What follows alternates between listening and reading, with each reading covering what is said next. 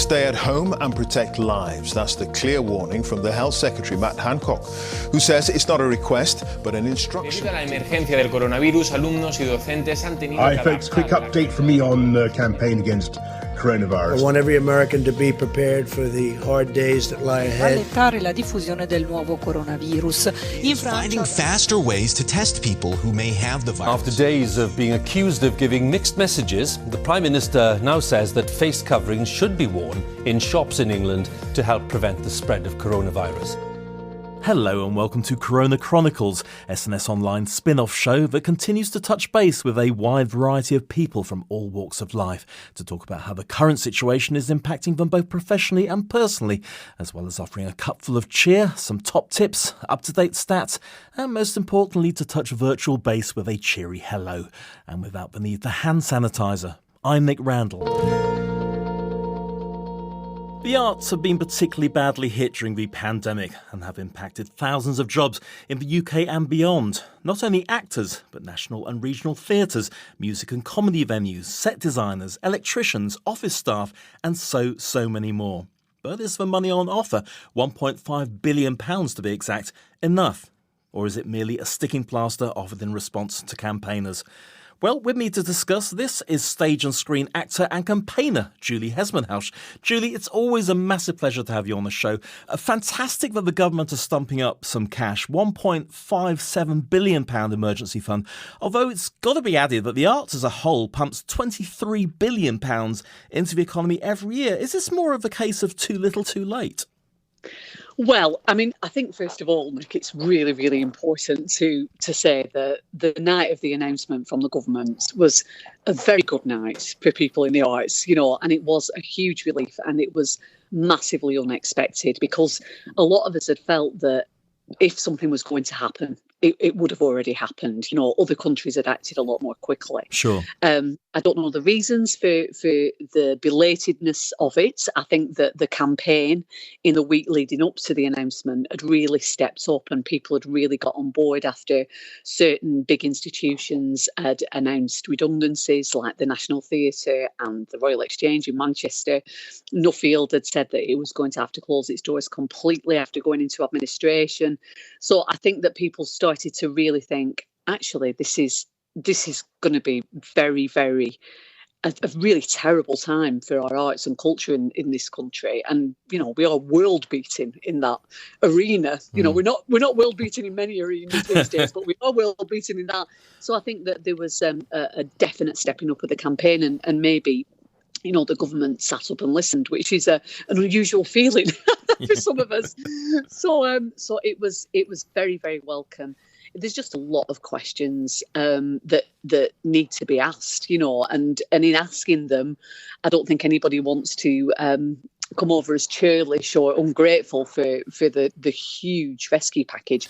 I mean, I think it's important to say that the rescue package on the whole will act as a bridge, really. A lot of it is loans, a lot of it is grants, because a lot of theatres and arts institutions and venues, music venues, art galleries just can't run unless they're making any money, unless they've got audiences coming in and members of the public coming in, then they have no way of making money. Once that is enabled, once we're able to open our doors, then we can start pumping money back into the economy at the huge rates that the cultural industries do. So this money needs to be distributed very, very quickly because a lot of institutions are on the brink of collapse and closing and huge redundancies. So the speed of distribution is one consideration. How the money is distributed is, causing quite a lot of anxiety across the industry because, of course, the huge institutions like the National and the Royal Opera House, they're going to need a lot of money to keep going. And we're worried that the money won't get through to more grassroots local organisations that do incredible work and really important work in the community. Sure, because just to say that, I mean, obviously this arts package is covering everything. It's covering museums, galleries, heritage sites, film funding, I think, as well as the theatres and even cafes. And it really is a vast industry. I think people just think of, lovey actors and all the rest of it, but it is a massive powerhouse. Well, it is, yeah, exactly. And there is some money that's ring-fenced, for specific heritage sites and museums and stuff.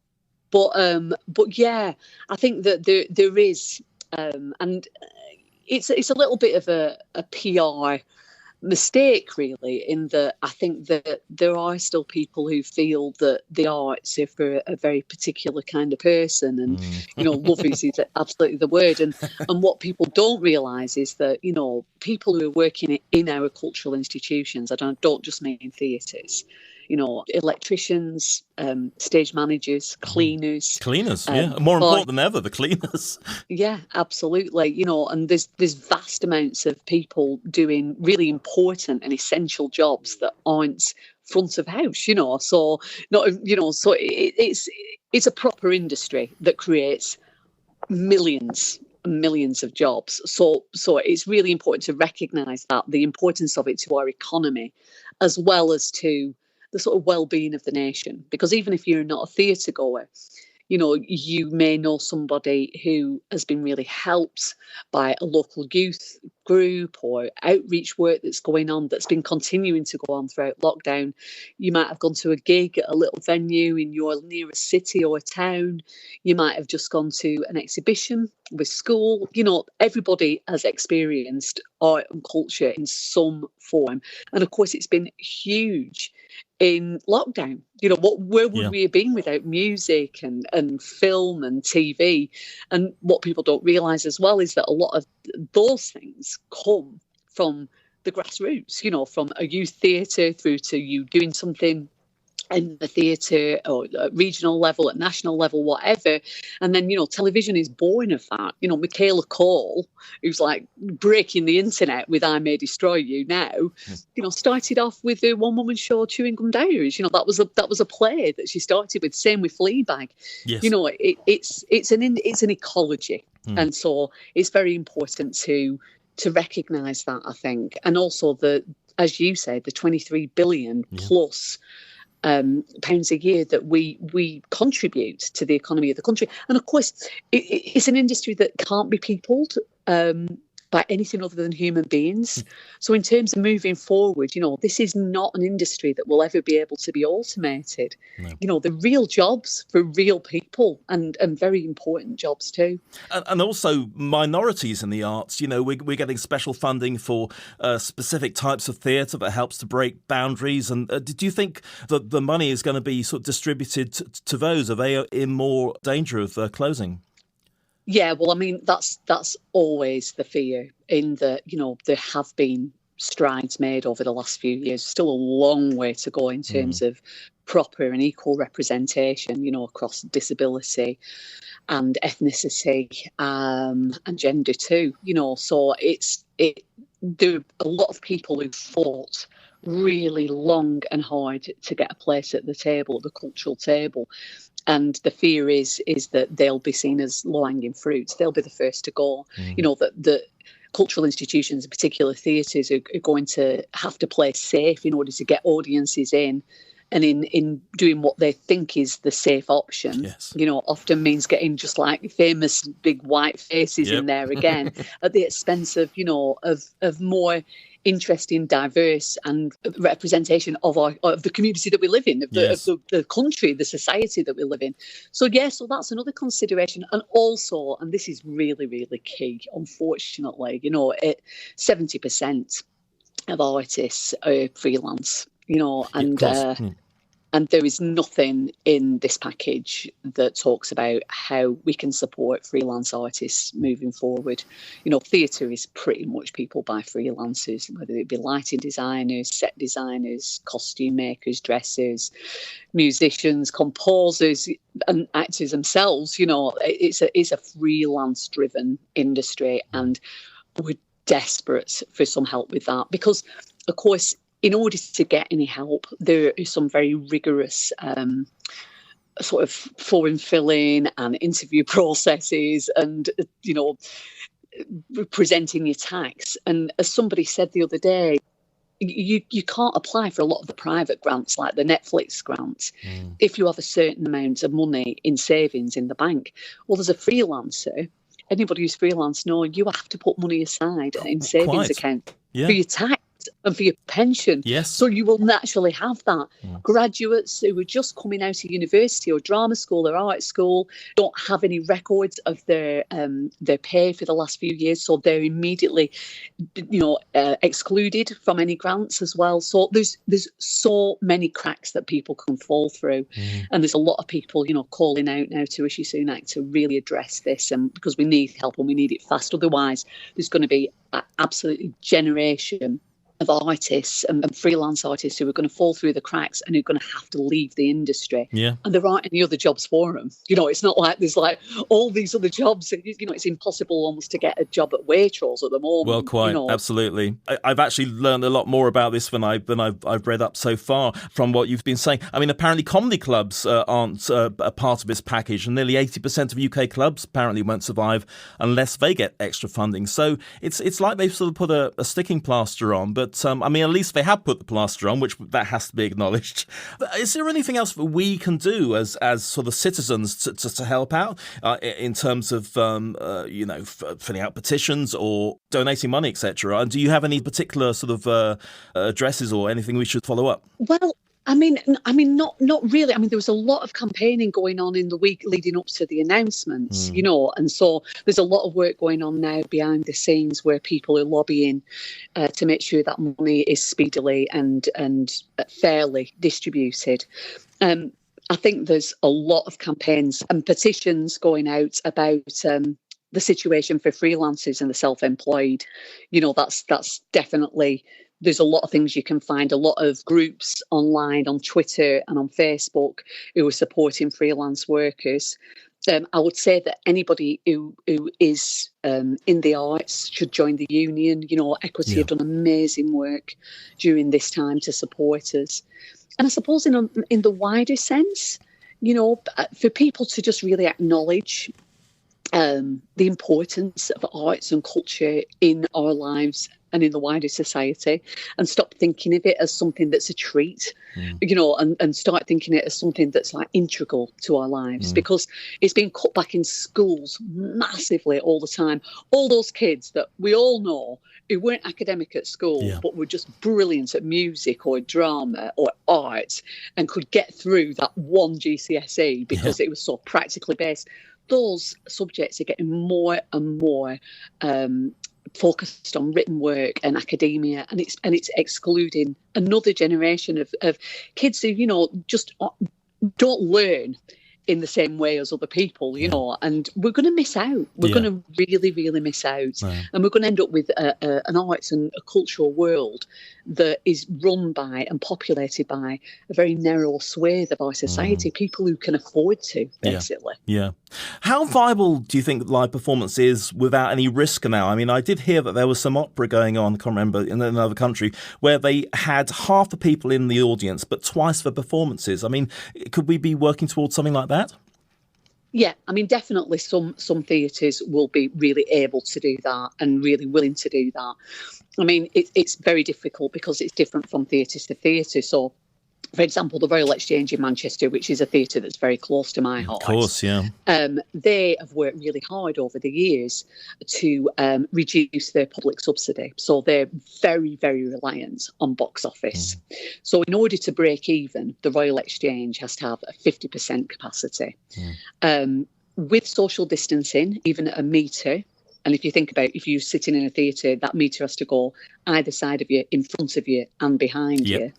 They would be looking at about 120 people max in a theatre that can seat 750. So it's just not financially viable. The building is huge. To staff it with security, cleaners, bartenders, cloakroom attendants, front of house, to heat it, light it, get the boiler going, it just it's impossible to run it with social distancing. And so it's theatres like that and institutions like that that need help very, very urgently in order not to be laying people off. Whereas actually theatres that have a larger public subsidy, who get more arts funding, and who are a little bit less reliant on box office, can probably open and run at a profit, or at least break even. Sure. And I think that people generally, we're all desperate to get back to work and desperate to get back. God, I've never wanted to go to a gig as much in my life as I have done these last couple of weeks. It's like, it's just not the same. Like watching theatre online, it's not the same. Theatre and music, it's about assembly. It's about being in a room with other people and experiencing something live, and you just cannot replicate that on a screen. What about pop-up theatres, like outside, with a lot of a natural aircon pumping through? Because that obviously is going to dilute any virus that's going around. So you'd have literally just a tent, but you would almost be outside, but you just have that in case of rain, and just do that all year round with perhaps some heaters around. I mean, you could call it, the Royal Exchange tent or whatever, and just set that up around the country. I mean, I would go to that. The Royal Exchange does have a tent, actually. Oh, does it? Yeah, it does. It's called the Local Exchange, and it goes out into different communities across Greater Manchester and does things that are sort of community-led, and takes productions from the main house into there as well. But again, it's very expensive to run. It's very small. The seating's very close together. It's a very intimate space. So even though it's in a tent, I would imagine it would probably still be classed as inside. I don't know, because circuses are allowed back. I don't know the ins and outs of that, to be completely honest, Nick, but I know that there's huge conversations going on in all theatres about how viable that is, to be able to set something up. But I do know that tent, which sounds like such a simple little idea, costs like over £1 million. Yes, so it's not a time when people have got that kind of money just to be like, oh yes, let's throw up a big tent with seating in it and put on some plays. It's the money you have to pay up front, to pay artists and get the stuff. But I think there are definitely creative solutions, and people will be doing that stuff now. And I also think, I would be quite happy to say pay a tenner to watch them online, say you being interviewed by somebody on stage or something like that, but it would be a collective online thing. I would be happy to pay some money for that, because I would enjoy the evening, albeit at home, but it would be a collective experience with lots of other people. And I'm just trying to think of different ways. Oh, yeah. Well, there's been loads of that going on. Sure. People have been putting out archive productions. Oh, yeah. We've been watching. The old Vic did Lungs with Claire Foy and Matt Smith. And people paid a lot of money to experience that in the empty theatre, watching it at home. I mean, people do want to help, and experience things. It's, theatre people and artistic people are creative people, by nature. So there will be loads of solutions being batted around, and certainly nobody is lying down going like, oh, please give us money, government, so that we can survive, without any sort of thought. These places are running on very, very little at the moment and doing unbelievable. I mean, I know, for example, the Royal Exchange has continued the work with young people and the elderly people group, doing tons of writing workshops and acting workshops and putting things online. That work continues throughout lockdown. That hasn't stopped. It's the invisible stuff that means everything to the people who utilise it, but that we don't really see.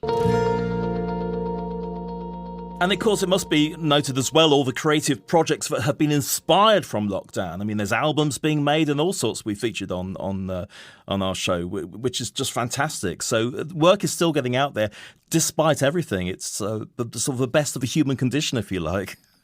Absolutely. But I suppose what it is that, yes, art will survive. Theatre will always survive. Absolutely. It's as old as the human beings, that need to tell stories and make sense of the world through it and entertain each other. Yeah. But I suppose it's the stripping back of things. So if you look at Nuffield Theatre in Southampton, that has been a really important place on the touring circuit for years. Lots and lots of people have performed there over the years in touring productions. But what it means for that town it brought people into the town that might not have gone for any other reason. I know some of them here. Yeah, absolutely. And they'll go and they will, have a drink in the bar. They'll go to a local restaurant. They might stay in a hotel. It brings in money into a community, and it sets a small town apart from all the other small towns that are, frankly, really, really struggling. And those I really, really fear for. It was really a terrible day when Nuffield shut. Yeah. And for people who might not think closely about it, it might just be like, theatre's shut. Okay, so is that somewhere where actors can't act anymore? But it's the people that work in that theatre and have done for years and years probably, but also what it means for the town in terms of the creativity of that town and the outreach of it, of the stuff that's there for young people and older people, but also just the economy as well. Funnily enough, I was trying to get somebody from Nuffield who I knew, but he just wasn't. Just been made redundant, and he wasn't in the best mood to discuss it with you. But obviously, we just send our love to him and the theatre. But fingers crossed, there might be a way out of this. It's obviously going to take a long time, and it's going to be a struggle. But at least that money is on the table now, which is a start. It's a start. It's a really good start. And, we've got to keep asking the questions. We've got to keep asking the questions. And if anybody does want to sort of support in any way, I think the best thing to do, I know it's feels like a bit of a trope, doesn't it? But write to your MP about the situation for self-employed people. Because, of course, that's not just, artists. That's across the board. Self-employed people who struggling now, but will be set to really struggle in the days and months ahead. We're at the tip of the iceberg of that, really. Once the universal credit becomes conditional, which it is doing now, which means that you've got to be seen to be applying for jobs, and it's going to be a hot mess, and we need to sort of deal with it now and put the pressure on the government now to create a more supportive system. I think that it is worth having a proper grown-up conversation about universal basic income, Oh, God, yes. That, so that people can have that money and you can go and do jobs as they come, but you have that safety net of that always. And if you earn over a certain amount, it just gets taken back off you in tax and gets put back into the economy. I think there's something to be said for not having people have to jump through these endless hoops in order to get the bare minimum to survive. Because, of course, it also immediately disadvantages people who maybe have learning difficulties, who are dyslexic, who find forms impossible. It immediately gives an advantage to people who are better educated, of a higher class. It's like, so it becomes a really, really difficult thing on lots of different levels. So I would like a conversation to start about that, and I'm hearing rumblings of it, but it keeps getting dismissed. But the bureaucracy that will be saved would probably be worth how much extra you would have to spend on it. But I don't know. I know somebody who actually died waiting for universal credit, and then they said he had to go to court to get his money, and then they still weren't giving it to him. So that's it's absolutely terrible. Someone in my village, it was the same thing, and it is causing huge amounts of poverty and distress, and it really is. So on a positive note, we've got the money. Write to our MP, as Dame Julie has said. Thank you so Yes, I command you all to write to your MP about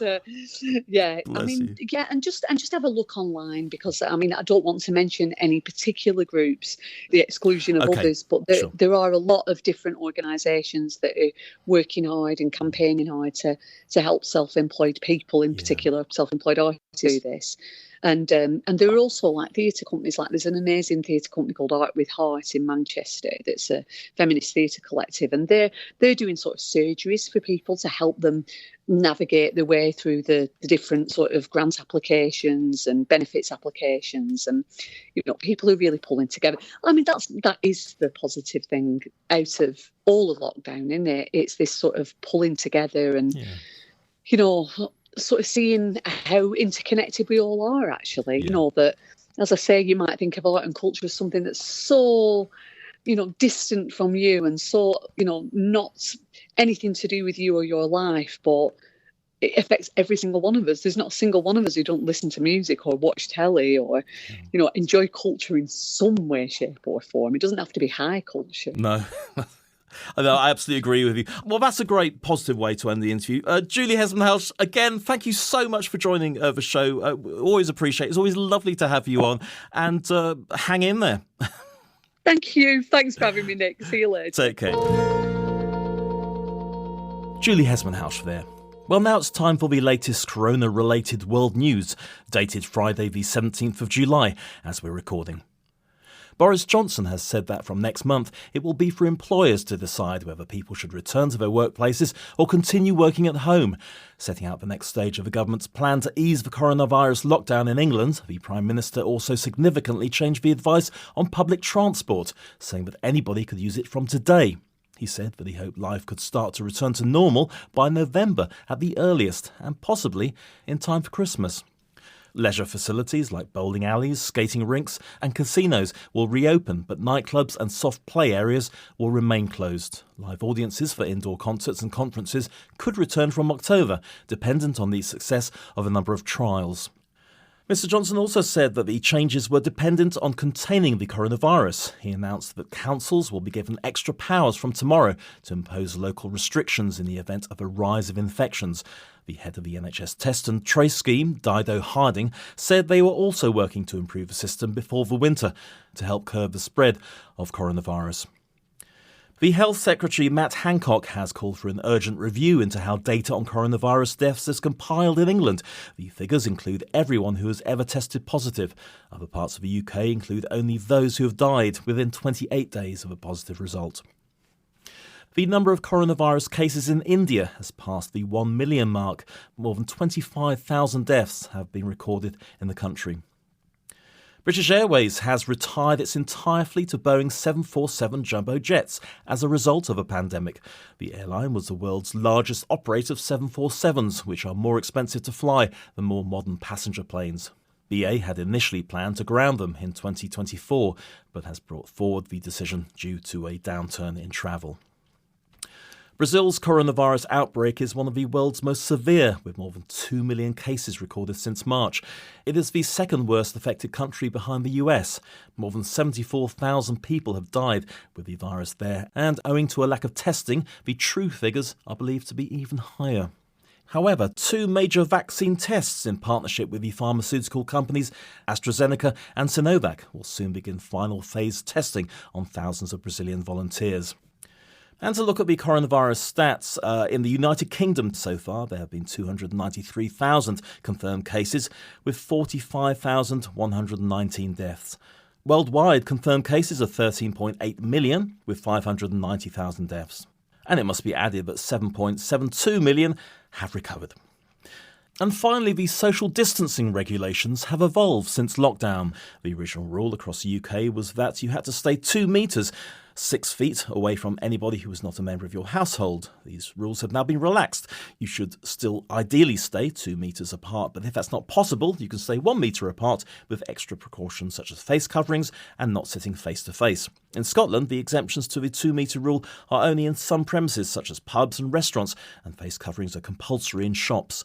And in Wales, while the 2 metre rule remains, the guidance is changing to reflect the fact that it's not realistic to stay that far apart in somewhere like a hairdresser's shop. The only people you do not have to distance yourself from are those you live with and those you have linked to in a support bubble. In England, Scotland and Northern Ireland, single adults living alone or single parents with children under 18 can form a bubble with one other household of any size and visit each other's homes. In Wales, 2 households of any size can now join up in a similar extended household. Also in Scotland, children aged 11 or under no longer have to socially distance with others outside.